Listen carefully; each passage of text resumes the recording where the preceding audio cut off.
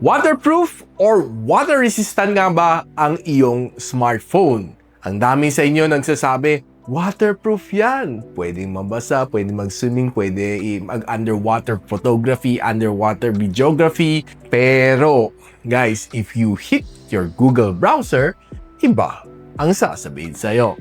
Pag-usapan natin after this quick intro.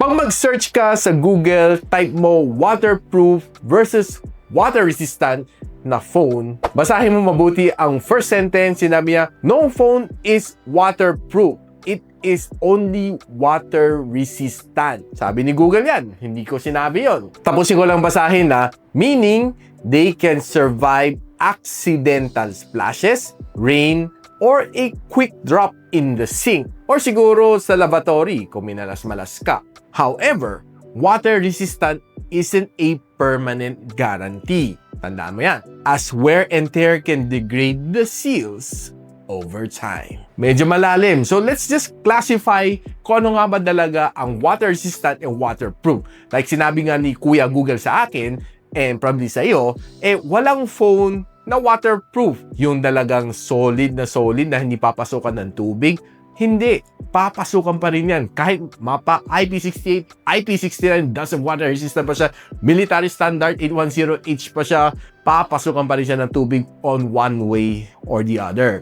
It's just that it can withstand up to a certain depth, up to a certain amount of time. That is water resistant. On most cases sa mga water resistant, yung mga phones, ano mga accident na pwede mangyari, nakalagay sa harap ng yung motor, biglang umulan ng malakas. Kung meron ka mga IP64, IP65, okay yan. Walang problema yan. Kasi wisik lang naman ng ulan, kaya naman niya i-withstand. Pero if you say it's a IP68, IP69, pwede sila mahulog, masubmerge sa loob ng tubig for siguro mga 30 minutes, for 2 meter ang depth, kayang-kaya naman na i-survive. Pero there's no guarantee, you know. Kasi I've done a lot of survey sa mga service center, no. And there's a certain tech vlogger or influencer na nagsabi na, uy, si Redmi Note 14, pwede nyo ipang underwater photography. Redmi Note 14 Pro Plus, if tama ang naalala ko yung model,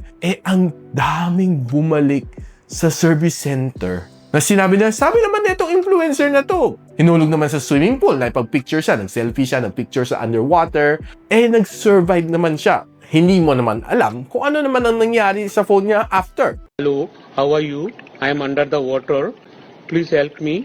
Abang malay natin, meron siyang 2-3 phone na backup para mapakita sa inyo na naging okay namang phone niya. Di ba? Hindi mo naman alam yung behind the scenes Na ano yung pinaka naging problema dun sa Redmi Note 14 na sinubmerge sa tubig? Yung pinaka naging problema is ng fog yung kanyang camera lens sa likod, which is OMG. Hindi na nila ma-defog.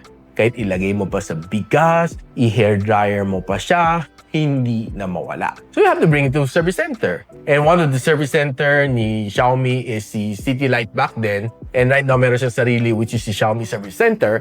Sinabi nila, void warranty na ang mga phones that is intentionally submerged into water. And paulit-ulit ko naman sinasabi sa mga videos ko na physical damage, water damage, automatically void ang iyong warranty. Kasi yung mga phones natin, it's not really made for underwater photography. Kasi hindi naman yung action camera. Yung mga, like mga GoPro, mga DJI na Osmo Action 6, yung mga Insta360, yun ang mga pwede mo isubmerge sa tubig. Hindi ko pa nga sure sa tubig dagat pero sa tubig swimming pool, kaya naman niya isubmerge. Ginagawa ko yun. And it's really fun to do your underwater photography, nagsuswimming ka, hawak mo ang action camera mo, which is, yun naman talagang purpose niya. Tightly sealed siya, wala siyang mga holes na pwede pasukan. Unlike yung smartphone mo, yung ilalim pa lang niya, yung charging port mo, exposed na siya sa water. Yung speaker grills mo, exposed na rin siya sa water. Yung power button mo, yung mga singit niya, yung volume rocker mo, yung mga singit niya, yung IR mo, di mo alam kung meron siyang butas, yung noise cancelling mic mo, yung butas na SIM card mo. Di ba? Ang daming loopholes, di ba? Ang daming holes pala. And over time, yung mga seal natin, mga waterproofing seal natin, tumitigas, kumukunat. Siyempre, sa init ng panahon, sa lamig ng panahon, wear and tear, di ba?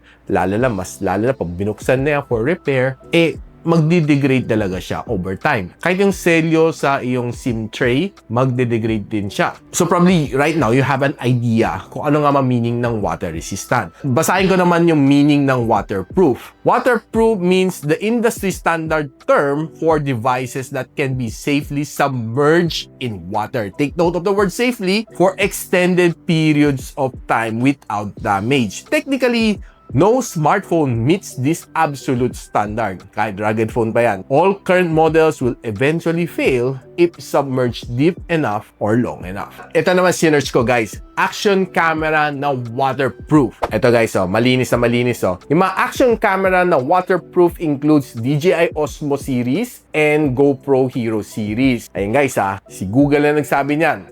Ang action camera, yun yung sinasabi ko sa inyo kanina, no? Na waterproof sila, you can use it for extended time under the water na wala dapat maging problema sa kanya dahil sealed siya. Pero of course, syempre, due to the wear and tear, siguro, sabi natin 2 to 3 years man ang gamit, maybe magwe-wear off konti yung kanyang waterproofing technology. I'm not sure. Pero syempre, iba pa rin nag-iingat tayo. But ito talaga yung mga devices na pwede mong gamitin on underwater photography, underwater videography. Yun ang mga safe talaga na pang underwater. Kasi it was intended for that purpose talaga. Yung mga smartphone talaga natin, paulit-ulit ko na sabihin sila, hindi talaga sila intended for underwater photography. Tapos nag-search pa ako further dito. Action camera, if it's waterproof sa salt water, yes, it is waterproof sa salt water, but itong warning niya, but using them safely requires immediate freshwater maintenance to prevent salt crusting and corrosion. Kasi alam naman natin, ang asin nakaka-corrode ng mga PCB board, yung mga charging terminals natin. So the first thing to do after mo umahon from sabi natin sa beach, pag ahon mo, diretso mong ihugas ng fresh water. Yun ang sinasabi na dito sa atin. Okay, pwede mong isubmerge sa tubig dagat pero kailangan mo hugasan ng maayos agad-agad after umahon ka sa tubig. So I hope guys na nalinawan na kayo between waterproof and water resistant. Ang smartphone natin was never made to be waterproof kasi talaga masisira at masisira talaga siya sa dami ng butas. So I hope before you even throw your smartphone inside the water, isip mo na kayo. And of course, kung nakatulong naman to sa inyo, ano ba naman mag-like, subscribe kayo dito sa aking channel para medyo maingganyo naman ako to do more educational videos just like this para sa inyo. So until then, I'll see you in the next one.